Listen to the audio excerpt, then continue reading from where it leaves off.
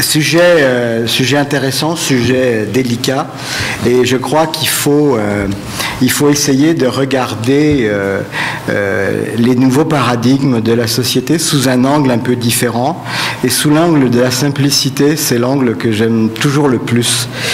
La simplicité, c'est de voir que les choses ont véritablement changé, et que intégrer le marketing ethnique, je veux dire, dans la gestion d'une entreprise, c'est faire preuve d'une saine gestion.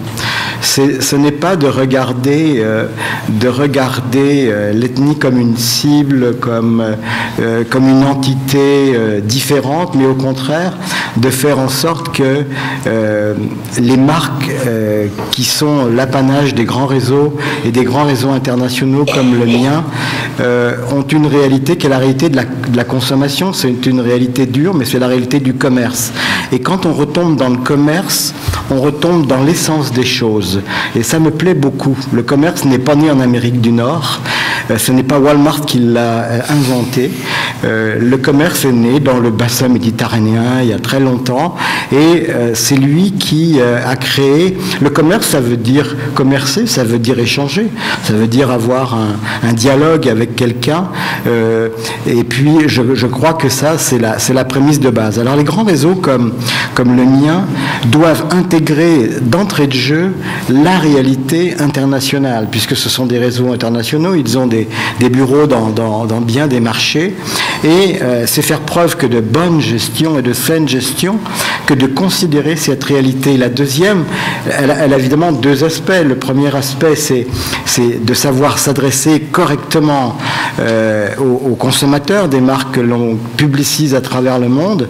Et quand je dis correctement, je sais exactement ce que ça veut dire, c'est-à-dire dans le respect des différences, et aussi dans le souci de trouver tout ce qu'on peut avoir en commun quand on consomme les grandes marques internationales, car il y a aussi des raisons pour lesquelles on les consomme, qui sont des raisons communes. Donc vous voyez qu'intégrer ça, c'est une chose qui est importante. C'est tellement important que ce réseau chez nous a créé une entreprise à part entière qui s'appelle Diversité. Donc elle est évidemment basée à Toronto, je le regrette, j'aimerais mieux qu'elle soit basée à Montréal, et vous le savez, c'est un lieu commun que de dire que probablement que le Canada vit une réalité différente que le Québec, pour des raisons qui sont historiques, je crois aussi, mais cette entreprise à qui j'ai parlé à sa présidente hier me disait, dans le fond, tu as deux choses à savoir, il faut adopter et il faut s'adapter. Je trouve que la formule est bonne, elle est riche, elle est sympathique. Adopter, qu'est-ce que ça veut dire?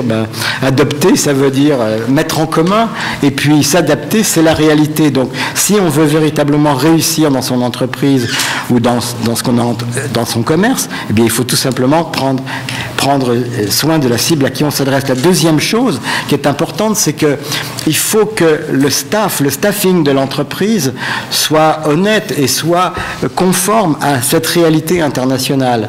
Alors évidemment, j'ai fait mes devoirs, et puis j'ai pris ma liste d'employés pour voir un peu si on était bien, si on était dans les ratios, dans les quotas. C'est horrible comme mot. J'ai même jamais eu conscience qu'il pouvait y avoir un quota.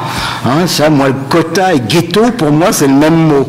Voyez-vous, alors, je me suis dit, j'ai regardé ça, et puis j'ai regardé que sur 57 employés, c'est un petit bureau Publicis à Montréal, on était 15 d'une immigration directe, et puis nonobstant la couleur de peau, l'origine, etc., c'est pas ça qui compte. Ce qui compte, c'est la réelle compétence des gens, et les gens sont dans les réseaux internationaux comme le mien, engagés pour leurs compétences, pas pour leurs origines, ni pour leur couleur, ni pour leur religion. Alors vous voyez, c'est un peu l'essence de mon topo.